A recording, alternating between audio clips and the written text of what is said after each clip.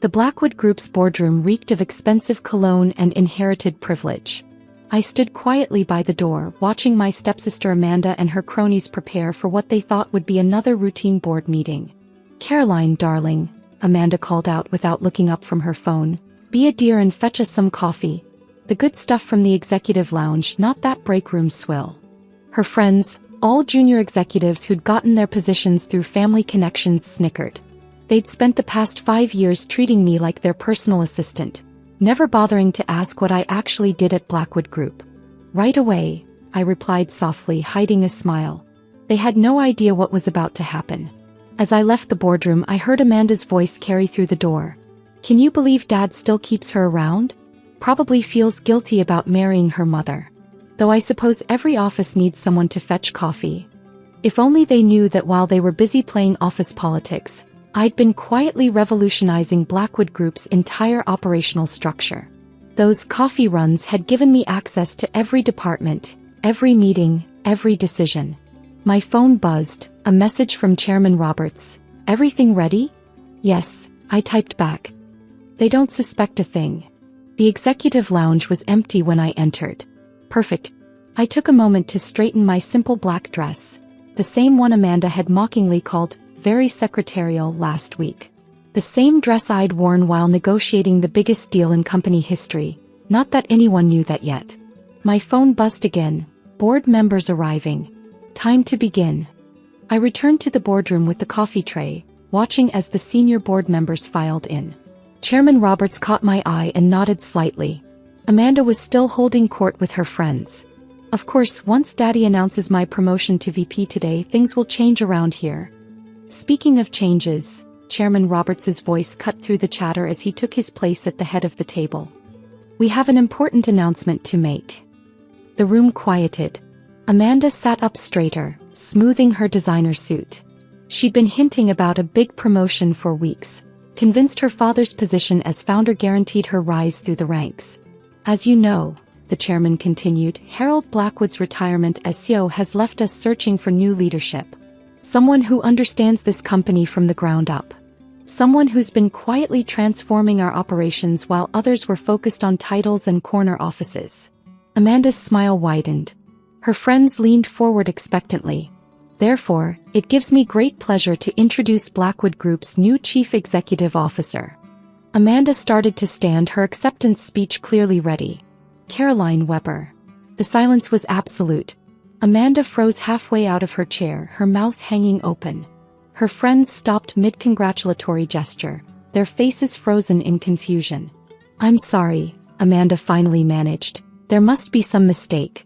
Caroline is just the person who redesigned our entire operational structure?" Chairman Roberts smiled.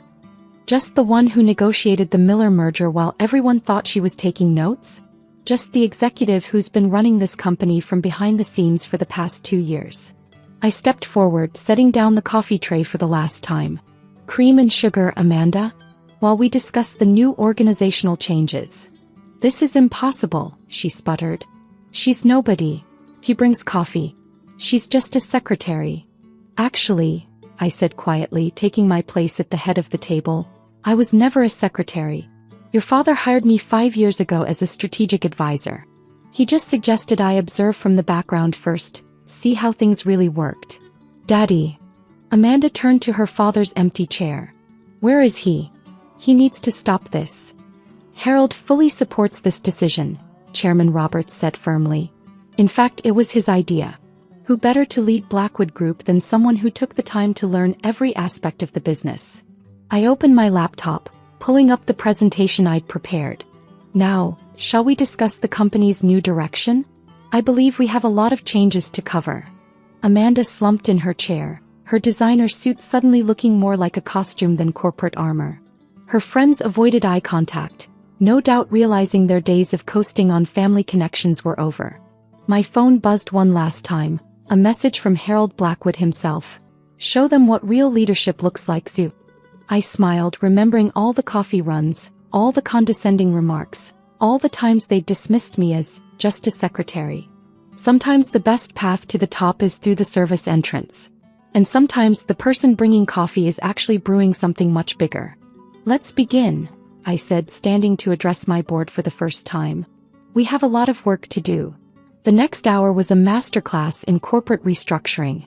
I outlined my vision for Blackwood Group's future while Amanda and her friends watched their privileged world crumble. As you can see from these projections, I continued, clicking through my presentation, our current management structure is top-heavy with redundant positions. Amanda's face paled as she recognized her own job title in the unnecessary overhead category. Moving forward, all positions will be merit-based, I announced. Past performance reviews will be conducted by an independent committee. No exceptions. Performance reviews? One of Amanda's friends squeaked. But we've never had to prove your worth? I finished. Yes, I know. That changes today. Chairman Roberts nodded approvingly as I pulled up the next slide, a detailed analysis of each department's efficiency. The same analysis I'd compiled during countless coffee runs and note-taking sessions. Caroline, Amanda finally found her voice, though it trembled slightly. Surely we can discuss this as family? Family. I raised an eyebrow. Like how you discuss my capabilities all these years. Or perhaps like the time you told the entire executive floor I was just the help? Her face flushed as several board members shifted uncomfortably, no doubt remembering their own dismissive treatment. But I've been here longer, she protested. I have an MBA from From Wharton, I cut in. Yes, we've all heard. Multiple times. Meanwhile, I was actually learning how this company works. Every department, every process, every weakness. My phone buzzed, another message from Harold. Amanda called. Ignore her threats. You have full authority. Now, I continued, pulling up the next slide, let's discuss the Miller merger. The one you all thought was being handled by external consultants. Recognition dawned on several faces around the table. The mysterious meetings, the confidential documents, the secretary, who was always somehow present. That was you. Amanda's closest friend gasped. But you were just taking notes. I was taking control, I corrected. While you were all planning your corner office decorations, I was rebuilding this company from the inside out. Chairman Roberts stood. Perhaps this is a good time to mention that under Caroline's quiet leadership, Blackwood Group's efficiency has increased 47% in the past year alone. But she brings coffee. Amanda burst out, her carefully maintained composure finally cracking. She wears the same dress every week. I smiled, smoothing down my simple black dress. You mean my lucky negotiation dress? The one I wore while closing the biggest deal in company history? Amazing how no one notices the person they think is beneath them. The boardroom doors opened and Grace, my new executive assistant, entered. Ms. Weber, your 11 o'clock with the International Board is ready. And HR has the new organizational charts for your approval. Thank you, Grace. I turned to the shell-shocked faces around the table. I believe we've covered the major points. Those of you receiving restructuring notices will hear from HR this afternoon. Amanda's hands shook as she grabbed her designer purse. This isn't over. Daddy won't let dash. Your father approved every decision, Chairman Roberts interrupted. In fact, he specifically mentioned your tendency to treat support staff as personal servants when he recommended Caroline for CO. The room emptied quickly after that, leaving just Amanda and me. She stared at me like she'd never seen me before. In a way she hadn't. How long? She whispered. How long have you been planning this? Planning? I laughed softly. I didn't plan anything. I just worked, really worked while you all played at being executives.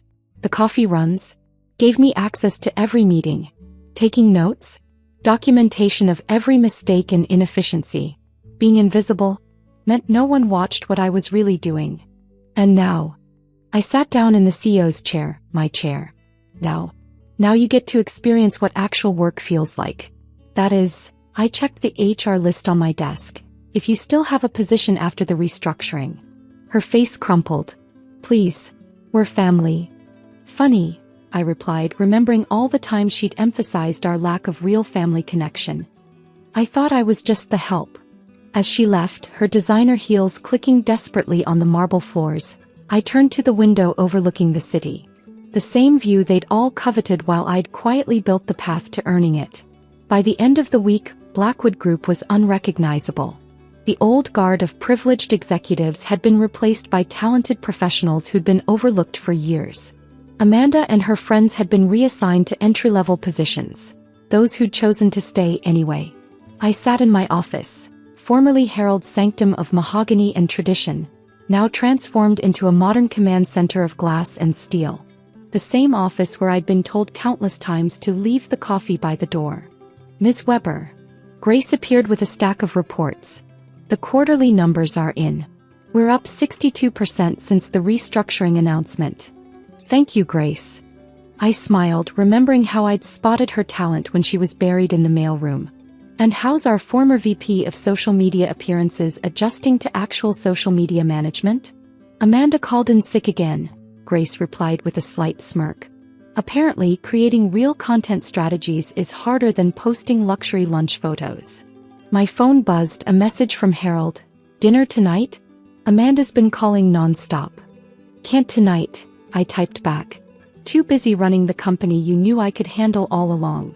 The intercom crackled. Ms. Weber, your stepsister is here. Again. I sighed, straightening my lucky black dress. Send her in. Amanda entered, her designer outfit notably less pristine than usual. A week of actual work had taken its toll. Caroline, she started, then corrected herself. Ms. Weber, I've been thinking about my new position. The one where you actually have to work? I asked pleasantly. How's that going? It's impossible, she burst out. The deadlines, the expectations, the accountability. Also known as a real job, I noted. Quite different from your previous role of looking executive, isn't it? She sank into a chair, the same chair where I'd stood taking notes for years. How did you do it? All that time watching us treat you like I was beneath you? I finished. That was your mistake, Amanda. You were so busy looking down on me you never noticed I was actually climbing higher. My phone buzzed again, the international board requesting an emergency meeting. I'd handle it myself just like I'd handled everything else while they thought I was just taking minutes. The thing about being underestimated, I continued, is that it gives you freedom to observe, to learn, to plan. Every coffee run was a chance to visit different departments. Every note-taking session was documentation of inefficiencies. Every time you treated me like a servant, I was actually serving my own agenda. But why didn't you just tell everyone who you really were? I laughed. And lose the advantage of invisibility? The ability to see how people really behave when they think no one important is watching? Your coffee orders taught me more about corporate culture than any MBA program could. Standing, I moved to the window, my window now. You know what the real difference between us is, Amanda? You wanted to look successful. I wanted to be successful. And while you were all posturing in designer suits, I was building something real. And now? She asked quietly. Now? I turned back to her. Now you have two choices. Learn to actually work for a living or find another company where your last name means something. Though I should warn you, I smiled. I've already sent memos to all our industry partners about our new merit-based culture. Grace appeared at the door. Ms. Weber, the board is waiting. Thank you, Grace. I gathered my materials, pausing at the door. Oh, and Amanda, the coffee machine in the break room needs refilling. Since you're here anyway. Her face flushed as she recognized her own words from countless past meetings.